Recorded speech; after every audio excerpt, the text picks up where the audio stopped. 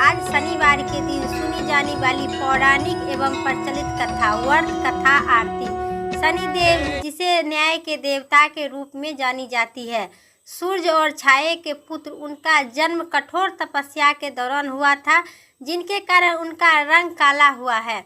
शनिदेव को कर्म के अनुसार फल देने वाले ग्रह माना जाता है। शनिदेव की कथा में उन्होंने भगवान श्री कृष्ण का भक्त भी बताया गया है और यही भी कहा गया है कि उनकी पत्नी ने उन्हें श्राप दिए थे कि जिसके कारण उसे वे जिनके देखते हैं वह नष्ट हो जाता है। तो आज मंचित और श्रद्धा भाव से शनिवार के दिन सुनिए पौराणिक संपूर्ण कथा आरती। सच्चे मन से बोलिए शनिदेव महाराज की जय। कमेंट बॉक्स में जरूर लिखें। एक समय की बात है, एक ब्राह्मण पूजा पाठ करने जा रहे थे। रास्ते में उसे शनि महाराज मिले। ब्राह्मण बोला, शनि महाराज आप कहाँ जा रहे हैं? तब शनिदेव ने कहे कि राजा के सारी साटी लगाने जाते हैं, सुख शांति छीनने जाते हैं और सारी साटी लगाएंगे। ब्राह्मण बोला, अगर तुम राजा को सारी साटी लगाओगे तो सभी प्रजा दुखी रहने लगेंगी, इसलिए तुम मेरे लगाओ सारी साटी। तब शनिदेव बोले, कितने साल के लगा दूँ? ब्राह्मण बोला, 7 साल के लगा दो, के नहीं तो 5 साल के, 2.5 साल के और नहीं तो 1.25 साल के। मुझे जितना उठाने होगी तुम ऐसा ही करो कि तुम हमें 1.25 पहर के ही सारी साटी लगा दो। शनिदेव ने कहे, ठीक है ब्राह्मण, तो मैं 1.25 पहर के ही आपको सारी साटी तुम्हें लगाता हूँ। इसके बाद ब्राह्मण देवता नदी के किनारे आसन बिछाकर पाठ पूजा करने लगे। तो नदी में 2 मृत शरीर बह जा रहे थे। ब्राह्मण ने उस मृत शरीरों को निकालकर अपने घुटने के नीचे दबाकर रखे थे। देखते देखते वहाँ दोनों मृत राजा के दोनों शरीर के बेटा था, जो सिर ब्राह्मण ने अपने घुटने से दबाकर रखा था। फिर ब्राह्मण के पास शनिदेव आए और बोले, ब्राह्मण तुमने राजा के लड़के के सिर काट कर रखा है।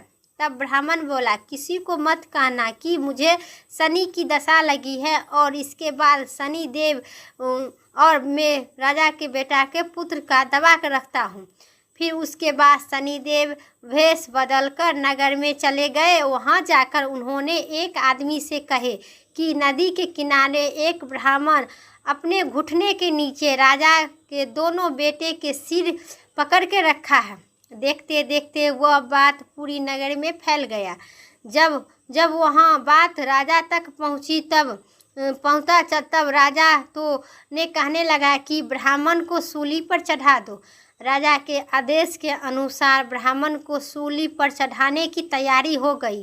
पहले तो सोने की सूली गढ़वाई गई। जैसे ही सोना का सूली ब्राह्मण के लिए गढ़ाया गया, उसी प्रकार से तुरंत टूट गया। फिर सोने के ब्राह्मण के फांसी और सूली पर चढ़ाने के लिए फिर प्रयास किया राजा ने। वैसे फिर सोना के नहीं हुआ तो तांबा, लोहे, कांसा, पीतल 9 धातुओं को सूली गढ़वाई गई। लेकिन 9 धातुओं में से अलग अलग सूली गढ़वाते हुए उसी प्रकार उसी समय उसी वक्त वो सूली टूट कर गिर जाता था। ब्राह्मण के वो सूली कुछ नहीं बिगाड़ सकता था, क्योंकि यह ब्राह्मण सच्चे हृदय से राजा के बलय कष्ट और सारी साटी अपने शरीर के ऊपर रखा था। इसीलिए उसे वो सूली गढ़वाते हुए राजा को टूट जाता था। ब्राह्मण सूली पर चढ़ता नहीं था। इसी वजह से राजा आश्चर्यचकित और हैरान में पड़ गया। इस तरह उन्होंने सभी सूली जितना गढ़वाए वह सब टल गए पर टूट जाता था। इतना ही देर बाद 1.25 पहर पूरा हो गया। राजा के बेटे खेलते हंसते हुए दौड़ते हुए अपने घर आ गए। तब रानी बोली, महाराज ब्राह्मण को सूली पर चढ़ा दिया होगा, आप वहां जाकर देखिए, नहीं तो हमें ब्राह्मण हत्या का भी पाप आपको या हमको लगेगा। जब राजा वहां पहुंचा तो उन्होंने देखा कि ब्राह्मण तो पूजा पाठ कर रहे हैं। तब राजा ने ब्राह्मण से पूछा, यह सब क्या आप कर रहे हैं? तब ब्राह्मण ने कहा, महाराज मैं जा रहा था, रास्ते में मुझे शनि महाराज मिले। मैं उन्हें पूछने लगा कि शनिदेव आप कहाँ जा रहे हैं। उन्होंने कहा कि मैं राजा के, इस नगर के राजा के सारी साथी लगाने जाते हैं, सुख शांति और सभी छीनने जाते हैं, भंग करने जाते हैं।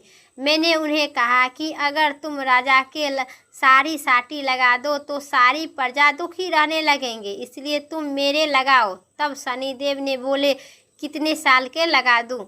मैंने कहा मुझे 7 साल के लगा दो, नहीं तो 5 साल के लगा दो, नहीं तो 2.5 साल के या 1.25 साल के, जितनी हमें उठाने को शक्ति और क्षमता हो उतना ही लगाना। इसलिए मैंने 1.25 पहर के ही सारी साटी लगाने के लिए मांगी थी। अब 1.25 पहर मुझे बीत गया है, शनि ने ऐसा ही रंग दिखाया है। तब राजा ने कहने लगा कि हे, राजा ने कहा शनि की दशा से कैसे उतरूंगी? तब ब्राह्मण बोला, महाराज, सोने चांदी का दान, तांबा का दान, लोहे का दान और पीतल का दान करने से शनि की दशा से राहत मिलती है। तब राजा ने हैरान होकर बोला, ब्राह्मण से पूछा, राजा महाराज, आप साहूकार सोना चांदी के दान करेंगे, परंतु गरीब लोग कैसे करेगा? तब ब्राह्मण ने कहा कि शनिवार के दिन पीपल के वृक्ष में काला तिल और सरसों तेल के दीपक जलाओ, गुड़ की ढैली और काला तिल से जल अर्पित करो शनिवार के दिन, और सभी मनुष्य काला कपड़ा धारण करो। इसे प्रकार करने से शनि दशा से मुक्ति मिलेगी। 7 बार पीपल में जल चढ़ा दो और कहो कि 7 बार पीपल में जल चढ़ा दो तो सारी बला टल जाएगी, कष्ट पीड़ा दूर हो जाएगी। ब्राह्मण की बात सुनकर राजा ब्राह्मण का धन्यवाद करते हुए दंडपूर्वक प्रणाम किया और चला गया। फिर तो राजा की बात सुनकर राजा ब्राह्मण को धन्यवाद करते हुए कहा चला गया। फिर तो राजा नियम रूप से शनिवार का तेल, गुड़ और काला तिल का जल चढ़ाया। समर्थ के अनुसार दान दक्षिणा इत्यादि करना शुरू कर दिया। सभी प्रकार के अपने राज्य में घोषणा करवाया कि ब्राह्मण के साथ साथ शनिवार के दिन सभी मनुष्य काला कपड़ा धारण करो, पीपल के वृक्ष में जल अर्पित करो, साथ ही जल के साथ गुड़ और तेल का दीपक जलाओ। इसी प्रकार से शनि की बला टल जाएगी। बोलिए शनिदेव महाराज की जय। अब सुनिए एक अन्य और कथा। हनुमान जी ने शनिदेव की कथा। एक बार शनिदेव ने अपनी शक्ति पर अपार घमंड हो गया था। शनिदेव को लगने लगा कि उनसे शक्तिशाली इस धरती पर कोई नहीं है। उनकी दृष्टि मात्र से ही व्यक्ति के जीवन उथल पुथल शुरू हो जाती है। शनिदेव ने इसी मद में चूर होकर ऐसे स्थान पर जा पहुँचे जहाँ हनुमान जी अपने प्रभु श्री राम के साधना में लीन थे। हनुमान जी पर जब पड़ी शनि की देव की दृष्टि, भगवान श्री राम की भक्ति में डूबे हनुमान जी को देख शनिदेव ने उन पर अपनी वक्त दृष्टि डाली, लेकिन कोई उन्हें प्रभाव नहीं हुआ। इससे क्रोधित होकर शनिदेव ने हनुमान जी को कहने लगे और ललकारते हुए कहा कि है वानरा, देखो कौन तुम्हारे सामने आया है। हनुमान जी ने शनिदेव पर कोई ध्यान नहीं दिए और अपनी भक्ति में लीन रहे। शनिदेव ने सभी प्रयास कर लिए, लेकिन हनुमान जी ने कोई प्रभाव नहीं पड़ा। तो शनिदेव की क्रोध 7वें आसमान पर पहुंच गया था। तनाव और गुस्से में आकर शनिदेव ने एक बार फिर प्रयास किए और कहे, ऐ बानर, आंखें खोलो, मैं शनिदेव तुम्हारी सुख शांति को नष्ट करने आई हूँ। इस संसार में ऐसा कोई नहीं है जो मेरा सामना कर सके। शनिदेव की यह भी विश्वास था कि ऐसा करने से हनुमान जी भयभीत हो जाएंगे और हमसे क्षमा मांगेंगे, लेकिन ऐसा कुछ भी नहीं हुआ। वह भी प्रयास विफल हो गया। हनुमान जी ने बहुत सहज और भाव से पूछने लगा कि महाराज आप कौन है। इस बात सुनकर शनिदेव की और भी क्रोध आ गया। शनिदेव ने हनुमान जी से बोलने लगा कि इसी समय तुम्हारी राशि में प्रवेश करने जा रही हूँ, तब समझ में आएगा मैं कौन हूँ। इस पर हनुमान जी ने कहे, अय शनिदेव, कहीं और चले जाइए, मैं अपने स्वामी की भक्ति और प्रभु के स्मरण करते हैं, विघ्न मत डालिए। शनिदेव ने हनुमान जी की यही बात कथा भी पसंद नहीं आई और हनुमान जी की भुजा पकड़ लिए और अपनी तरफ खींचने लगे। हनुमान जी को लगा कि जैसे उनकी भुजा किसी दहन कर लिया है, अंगारों में फेंक दिया है। उन्होंने तुरंत ही एक झटके में अपनी भुजा शनिदेव की पकड़ से छुड़ा लिए। इसके बाद शनिदेव ने विकराल रूप धारण किए, उनकी दूसरी बाह को पकड़ने की कोशिश किए तो हनुमान जी ने हल्का सा क्रोध आ गया और उन्होंने अपनी पूंछ में शनिदेव को लपेट लिए। शनिदेव को अहंकार और क्रोध तभी कम नहीं हुआ। शनिदेव ने हनुमान जी से बोले, तुम्हारे प्रिय श्री राम भी हमें कुछ नहीं करेंगे, कुछ भी नहीं बिगाड़ सकते हैं। इस पर हनुमान जी ने अत्यधिक क्रोध में आकर और अपने पीछे से पूंछ में लपेटकर शनिदेव के पहाड़ पर, वृक्ष पर उथल पुथल पटकने लगे और रगड़ने लगे। इससे शनिदेव की हालत और भी खराब हो गया। शनिदेव ने सभी देवताओं से मदद मांगने की गुहार की, हमें कोई मदद करो, रक्षा करो, लेकिन कोई देवता उनको मदद करने के लिए आगे नहीं बढ़े। अंत में शनिदेव अपनी गलती का एहसास हुआ और बोले, दया करो वानर राज, मुझे अपनी उदारता का फल मिल गया है, मुझे क्षमा करो, भविष्य में आपकी छाया से भी दूर रहूंगी। तब हनुमान जी ने बोली, मेरी छाया से नहीं, मेरे भक्तों को भी छाया से तुम्हें दूर रहना होगा, ऐसा ही वचन देगा तब छोड़ेंगे। शनिदेव ने हनुमान जी से ऐसा ही वचन दिया, इसलिए शनिदेव हनुमान जी की भक्त को परेशान नहीं करते हैं। शनिवार के दिन शनिवार का कथा जरूर पढ़ें और सुने और हनुमान जी की कथा, हनुमान चालीसा का पाठ जरूर करें। इससे शनि दोष, राहु केतु और किसी प्रकार के कोई कष्ट पीड़ा सभी से दूर रहेंगे। शनिदेव की असीम कृपा की प्राप्ति होगी और इस व्रत को, कथा को पालन करते हुए शनिवार के दिन सभी प्रकार के आप कथा, व्रत, शनि और हनुमान चालीसा के पाठ श्रद्धा हृदय के साथ पूजा अर्चना करें। भक्तों को जीवन में सुख, शांति और समृद्धि आएगी। हनुमान जी की कृपा सदा। एक समय की बात है, स्वर्ग लोगों में सबसे बड़ा कौन है, इसी प्रश्न पर सभी नवग्रह वाद विवाद में छिड़ गए। इस फैसला करने के लिए सभी देवताएं ने नवग्रह राजा इंद्र के पास पहुँचे और बोले, सूर्य, चांद, मंगल, बुध, बृहस्पति और शुक्र, शनि, देवराज इंद्र, आपको यह फैसला करना होगा कि हम में से सबसे बड़ा कौन है। ये प्रश्न सुनकर देवराज इंद्र उलझन में पड़ गए और उन्होंने इस पर फैसला को लेकर असमर्थता जताते हुए नवग्रहों से कहे, आप पृथ्वी लोगों के पर जाइए, राजा विक्रमादित्य के पास। वह सुझाव दिए और सभी नवग्रह लोग स्वर्ग लोगों से पृथ्वी के राजा विक्रमादित्य के दरबार में आ पहुँचे और राजा विक्रमादित्य ने अपने प्रश्न का जवाब पूछा, जिनको सुनकर देव विक्रमादित्य भी कुछ देर के लिए परेशान हो उठे, क्योंकि सभी नवग्रह अपनी अपनी शक्तियों के कारण महान थे। किसी को छोटा या बड़ा कहना उनके लिए परेशानी के कारण बन सकता था।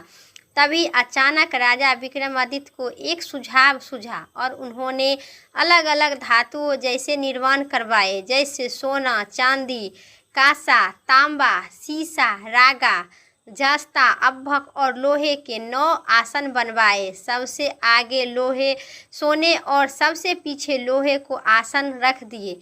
राजा ने सभी देवताओं को अपने अपने आसन पर बैठने के कहे। राजा विक्रमादित्य ने कहे, जो जिसका आसन होंगे वो ग्रहण करे, जिसका आसन पहले होगा वह सबसे बड़ा, जिसका आसन बाद में होगा वह सबसे छोटा होंगे। चूँकि लोहे के आसन सबसे पीछे था, इसलिए शनिदेव समझ गए थे कि मुझे सबसे छोटा बना दिया गया है। इस फैसले से शनिदेव नाराज होकर बोले, हे राजन, तुमने मुझे सबसे पीछे बैठाकर मेरा अपमान किया है। मेरी शक्ति में से तुम्हें परिचय नहीं है। सूर्य एक राशि में 1 महीना तक रहते हैं, चंद्रमा 2 महीना तक रहते हैं, मंगल 2.5 महीना तक और बुध और शुक्र 1-1 महीना तक रहते हैं, बृहस्पति 13 महीना तक रहते हैं। लेकिन किसी भी राशि में मैं 2.5 वर्ष से लेकर 2.5 साढ़े 7 वर्ष तक रहता हूँ। बड़े बड़े देवता भी मेरा प्रकोप के पीड़ा से विचलित हुआ है। अब तुम्हारी बारी है, तू मेरे प्रकोप से सावधान रहना। इस पर राजा विक्रमादित्य ने कहे, जो भाग में लिखा होगा वैसा ही होगा। देवराज फिर शनिदेव ने कहे, कुछ दिन बाद जब राजा विक्रमादित्य पर सारी साटी की दशा आई तो शनिदेव ने घोड़े के व्यापारी के रूप धारण किए और बहुत से घोड़े के साथ विक्रमादित्य के गांव पहुंच गए। राजा विक्रमादित्य ने उन घोड़ों को देखकर अपने लिए एक अच्छे से घोड़े की अपनी सवारी के लिए चुनकर उस पर चढ़ गए और बैठ गए। राजा जैसे ही उस घोड़ा पर बैठा और सवार हुई, वह बिजली की गति में घोड़ा दौड़ पड़ा। तेजी से दौड़ते हुए घोड़े राजा को दूर देश एक जंगल में जाकर फिर वहां पर गिराकर और अंतर्ध्यान हो गए वो घोड़ा। राजा ने नगर लौटने के लिए जंगल में भटकने लगे, लेकिन राजा को कोई रास्ता नहीं मिला। राजा ने बहुत सी तेज से भूख प्यास लगी थी। जंगल में घूमते घूमते राजा को एक चरवाहा मिला। राजा ने उससे पानी मांगकर पी लिए और राजा ने उसे अपने अंगुली से चरवाहा को अंगूठी निकाल कर दे दिए। उससे रास्ता पूछकर जंगल से निकलकर पास के एक नगर में चले दिए। नगर पहुंचकर राजा ने एक सेठ जी का दुकान पर बैठ गए। राजा ने कुछ देर दुकान पर बैठने से सेठ की बिक्री हुई। सेठ ने राजा को भाग्यवान समझकर भाग्यवश समझा और उन्होंने अपने घर भोजन के लिए ले गए। सेठ जी ने घर में ले गए और घर में सोने का कमरे में छोड़कर सेठ की उसी कुछ देर के लिए बाहर निकल गए और तभी राजा ने देखते देखते खूंटी से सोने को हार निकल गया। तो राजा ने पूछने लगा तो खूंटी हार निकल गया है। इस पर राजा क्रोधित हो गए और उसे विक्रमादित्य की चोरी के इल्जाम करने की अपराध में विक्रमादित्य के हाथ पांव कटवाने के आदेश दिया। पर कुछ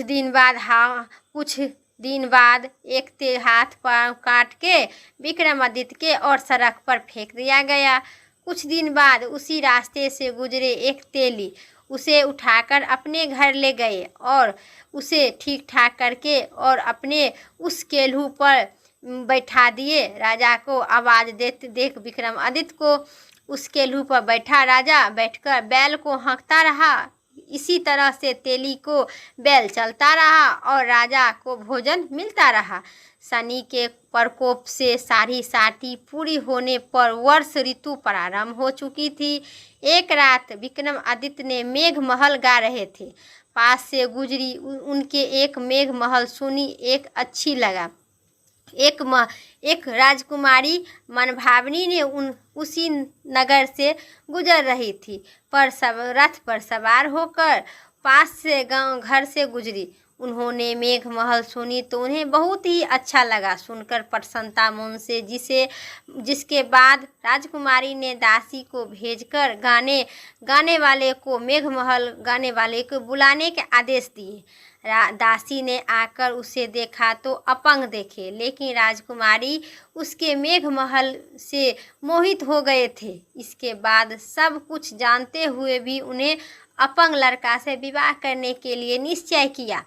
राजकुमारी ने अपने माता पिता से जब यह बात कही तो माता पिता भी हैरान हो उठी।